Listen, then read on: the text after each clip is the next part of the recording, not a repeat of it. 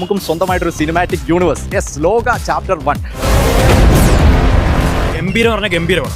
ഈ വർഷം ഞാൻ കണ്ടതിൽ ഏറ്റവും മികച്ച സിനിമാറ്റിക് എക്സ്പീരിയൻസ് ആയിട്ട് എനിക്ക് തോന്നുന്നു. ഞാൻ ശരിക്കും ഇംപ്രസ്ഡ് ആയി. ഈ അടുത്ത കാലത്ത് അങ്ങനെ ഒരു കഥ വന്നിട്ടില്ല. നിനക്കൊരു മാറ്റവും ഇല്ലല്ലോ പെണ്ണേ. നമ്മുടെ മലയാളത്തിനൊരു മാർവൽ എങ്ങനെയാണോ അത് അവതരിപ്പിച്ചത്.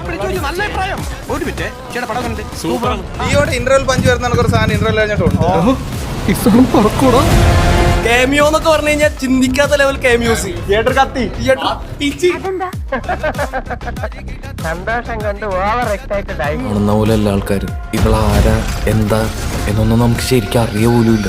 സിനിമാറ്റോഗ്രാഫി അടിപൊളി, സിനിമാറ്റോഗ്രാഫി എഡിറ്റിങ്ങും നമ്മുടെ ഏതൊരു കാറ്റഗറി എടുത്താലും അതിന്റെ ടോപ്പ് ഓണം തൂക്കും. ഒരു 100 കോടിക്കുള്ള പടമുണ്ട്. അത് കേട്ടാ മതി ഞങ്ങൾക്ക്. സിനിമാറ്റോഗ്രാഫി ആവട്ടെ, എസ്പെഷ്യലി പറയാനായിട്ടാണെങ്കിൽ അതിന്റെ ബിജിഎം ഒരു ആക്ച്വലി നമ്മളെ പിടിച്ചിരുന്നുണ്ട്. അതിന് ആക്ടിങ് ആവട്ടെ, എല്ലാവരുടെ ഓരോരുത്തരും അവർ റോള് വൃത്തിക്ക് ചെയ്യുന്നുണ്ട്.